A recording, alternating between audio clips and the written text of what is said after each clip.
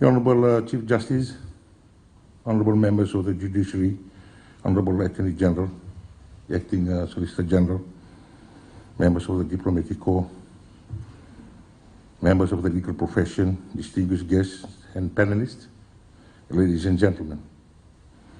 Meu Sambulare, and a very good morning to you all. As I walked to the podium, I forgot my glasses there, because I saw all the lawyers are looking at me today. But I find it fitting that at one of my first official events as your president in this 23rd Attorney General's Conference, because there's nothing more important in a true democracy than the rule of law. If we adhere to the rule of law, if we honor and submit to the rule of law, which simply means no one is above the law and everyone is treated equally, then we will have stability as a nation state. If we have just laws and respect our laws, then we can right wrongs and we can correct injustice. The rule of law must protect the weak, the vulnerable, and the disadvantaged. The rule of law must hold power to account and ensure fairness.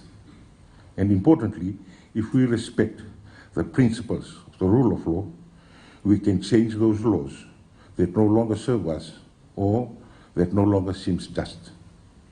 As legal practitioners, you are the guardians of the law, no matter which side you represent. That is why professional standards for legal profession are so high, and why punishments for violating those standards can be so severe. In the end, our system works on trust and integrity. I have my own personal experience with the legal profession. I have 2 nieces and a cousin who are lawyers. During the graduation dinner some years ago, I was feeling great. I was feeling a great deal of pride in my niece and my cousins. And I said, now, I know I'm protected with the law since I have family who will guide me along. And I will also have advice from my cousin lawyers and my niece to address my people on the aspects of the law. Even though I knew some aspects of the law, but that was street law. I didn't believe that I would ever need a lawyer to get me out of trouble, but I don't think most people do. But I also never dreamt that one day I would be the custodian of the law as the head of state, with a responsibility to appoint and swear in judges and magistrates. And I am now here with you, the guardians of our law, as you gather to understand how changes in the law and how new laws will affect the people you must represent. Of course, laws must change to keep abreast of and ahead of changes in our society. New technologies requires new laws. New kinds of relationship between people require laws. When we become enlightened to past injustice, we write new laws so that we can be more of a society. The world is on a continuous track of transition. So is Fiji. We must embrace change, but more importantly, perhaps, we must understand it. I've had a look at the program for this 2-day conference, and I'm not surprised to see that the subjects to discuss are the cutting edge of policy and jurisprudence. That has become the brand of the AG's annual conference. It has become an event that pushes the envelope. This year's topics are particularly important because they affect the way people live, the way they make their living, the way they conduct their business, and the way they see their culture. One of the subjects in this conference is banking. Until recently, payment services were the exclusive domain of banks and few other financial institutions. Nowadays, telecommunications service providers have entered the market and started offering new products to people. This has positive effects in terms of financial inclusion, since it allows people to transfer or receive funds even if they have no bank accounts. It is a tremendous help to the disadvantaged and to people who don't have access to a bank. However, these services present a number of risks that needs to be monitored and mitigated.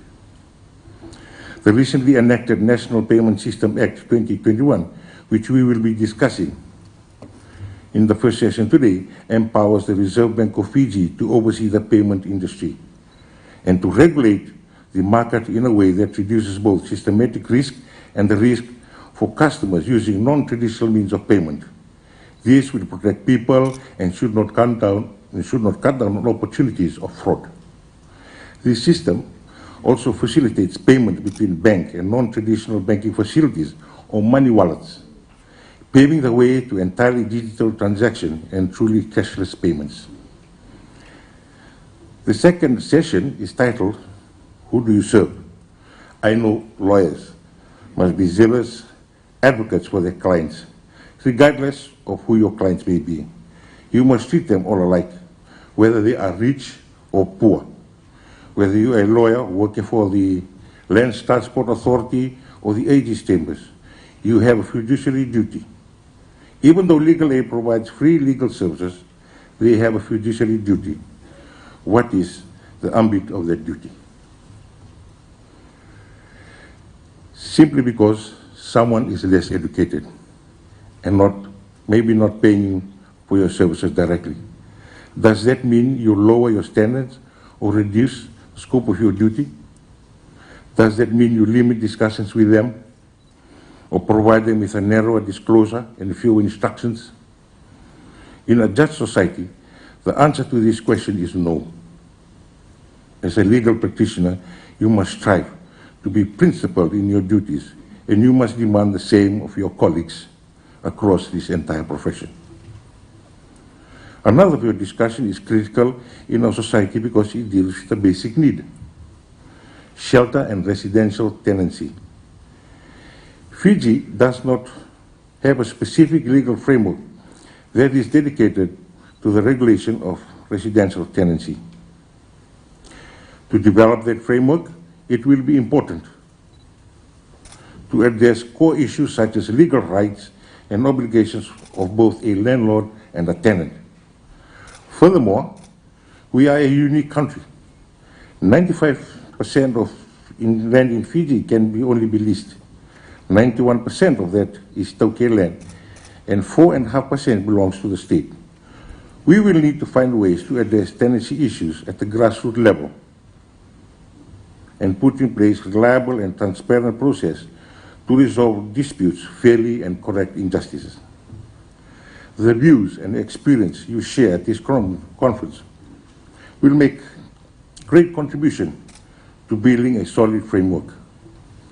Ladies and gentlemen, our custom and traditions make us unique. They help define us as a people and a culture. While we can all take pride in and enjoy the symbols of Fijian culture, we must nonetheless ensure that they are not exploited to a level that causes them to lose their special place.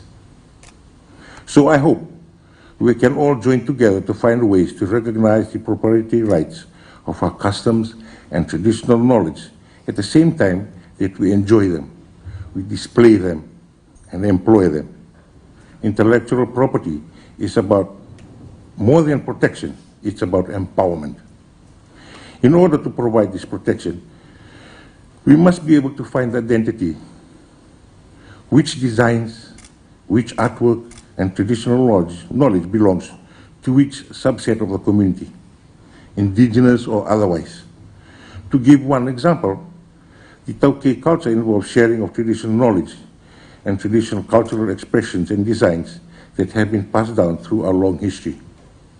As we all know, the Tauke culture and history are also oral, and we lack a written record that will give us the certainty as to who owns what and where a particular design comes from, which province or which district or even which yavusa. Untangling this will not always be an easy task, especially when emotions run high and the feelings of ownership are strong, and especially when ownership can translate into financial gain. The Ministry of Tokyo Affairs is undertaking a nationwide exercise on cultural mapping to be able to transcribe, file, and compile an accurate record of the Tokyo traditional knowledge and traditional cultural expression to help them discern what intellectual property belongs to each community.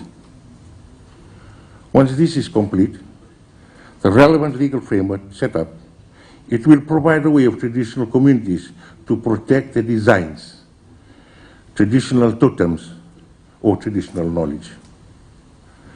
The last topic of the conference is particularly an interesting one. Industrial hemp is proving to be a high-value business. And Fiji must not hesitate from tapping into it.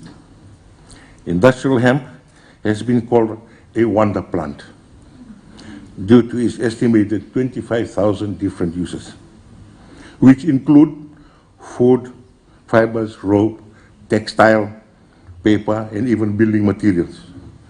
These industries provide thousands of jobs globally, and many countries are finding that industrial hemp offers huge economic potential.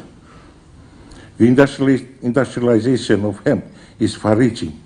It's far-reaching implications, and not only for current government policies and legislation addressing this illegal use and effects of hemp, it also challenges us to re-examine the current laws and institutional structures supporting the agricultural export industry and develop an all-encompassing institutional legal framework.